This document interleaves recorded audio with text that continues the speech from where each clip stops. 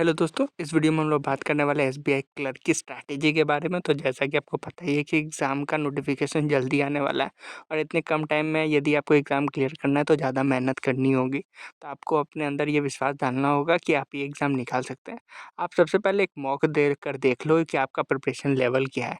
इसके अलावा यदि सब्जेक्ट की बात की जाए तो रीज़निंग की हम लोग सबसे पहले टारगेट करना है, उसमें वन लाइनर, उसके बाद पज़ल। रीज़निंग में आप बहुत अच्छा स्कोर कर सकते हैं दोस्तों, 30 प्लस स्कोर किया जा सकता है। यहाँ पे आपको स्पीड अच्छा रखना है क्योंकि 20 मिनट में 30 क्वेश्चन सॉल्व करना ही आपको होगा, तभी आप एग्ज़ाम निकाल पाओगे दोस्तों। इसलिए वन लाइनर पर पहले फोकस कीजिए, फिर पज़ल बनाइए क्योंकि पज़ल में आप गलतियाँ कर सकते हो पर वन लाइनर में कोई गलतियाँ नहीं होती हैं और वन लाइनर में यदि आपका एक्यूरेसी अच्छा होगा तो आप आराम से एग्ज़ाम निकाल लोगे। यदि इंग्लिश की बात करें तो वहाँ पे तो आपको मॉक और रीडिंग ही करना है दोस्तों। मॉक और रीडिंग से आपका काम यहाँ हो जाता है और ग्रामर को बस बेसिक करना है। ग्रामर बहुत हार्ड आता नहीं है, तो यहाँ पे आपको ग्रामर में बहुत ज़्यादा टाइम देने का ज़रूरत नहीं है। आप कोई भी मैराथन देख लो, उसमें आपका काम हो जाएगा।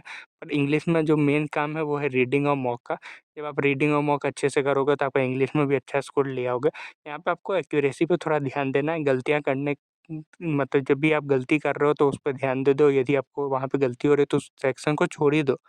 पर यहाँ पे इंग्लिश में गलती मत करना क्योंकि यदि आप इंग्लिश में गलती करोगे तो फिर नॉर्मलाइजेशन में आपके मार्क्स घट जाएँगे। यदि क्वांट की बात करें तो यहाँ पे थोड़ा स्कोर करना थोड़ा मुश्किल हो जाता है दोस्तों, क्योंकि यहाँ पे जो पेपर का लेवल है वो काफ़ी हार्ड है। तो पेपर हार्ड है तो यहाँ पे क्वांट में थोड़ा स्कोर करना आपके लिए मुश्किल हो सकता है।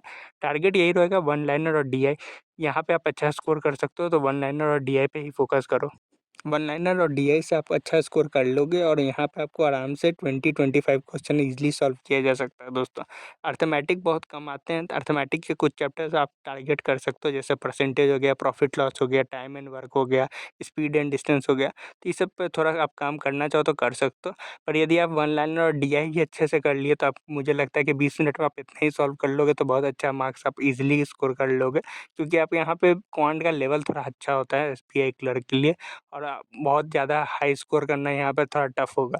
तो इसीलिए क्वांट में मैं तो आपको यही बोलूँगा कि आप वन लाइनर और डीआई पे फोकस करो और ईज़िली एग्ज़ाम निकाल दोगे। यदि प्रोसेस की बात करें तो यहाँ पे सिंपल है। यदि आप एक बार सब्जेक्ट कंप्लीट कर लिया तो मॉक दो, एनालाइज़ करो कि यहाँ पे गलती कौन-सा हो रहा है। जो चैप्टर आपका गलत हो रहा है उसको फिर आराम से 3 घंटा 4 घंटा दे के प्रॉब्लम सॉल्व करो। जैसे मान लो ब्लड रिलेशन में गलती हुई, तो उसको आराम से लो और 4-5 घंटा बैठ के 50 ब्लड रिलेशन का क्वेश्चन बना ही दो। समझ रहे हो? यदि आपको मान लो डिस्टेंस में गलती हो रही है, तो फिर वहाँ टाइम एंड डिस्टेंस के 50 क्वेश्चन बैठ के बना दो। सॉल्व करना है इश्यू, मॉक देना है और देखना कि कहाँ गलती हो रहा है, कहाँ ज़्यादा टाइम लग गया, कहाँ फँस रहे हो। जो च यहाँ पे आपको लग रहा है कि नहीं भाई यहाँ तो बन ही नहीं सकता, तो फिर उसको छोड़ दो। आराम से यदि आप प्रोसेस को फॉलो करोगे दोस्तों तो आपको आराम से एग्ज़ाम में आप देखोगे कि आप अच्छा स्कोर कर लोगे, प्रीलिम्स में भी और मेंस में भी। पर यदि हम लोग मॉक नहीं देते हैं, अच्छे से एनालाइज़ नहीं करेंगे, बस नंबर बढ़ाने के चक्कर में रहेंगे तो फिर नहीं कोई फ़ायदा है। इश्यू को सॉल्व करना सबसे ज़्यादा इंपॉर्टेंट है, तभी आपको अच्छा रिज़ल्ट देखने को मिलेगा। बहुत सारे दोस्त एग्ज़ाम देते रहते हैं पर वो अपने इश्यू को सॉल्व नहीं करते। यदि उनका time and speed and distance खराब है तो वो खराब ही रहेगा, नहीं ऐसा नहीं करना है, जो खराब है उसको ठीक करना है। यदि आपका मान लीजिए इंग्लिश खराब है तो उसको ठीक करने पे काम करना है। और यदि आप उसको ठीक ही नहीं करोगे तो फिर कोई फ़ायदा नहीं होगा दोस्तों।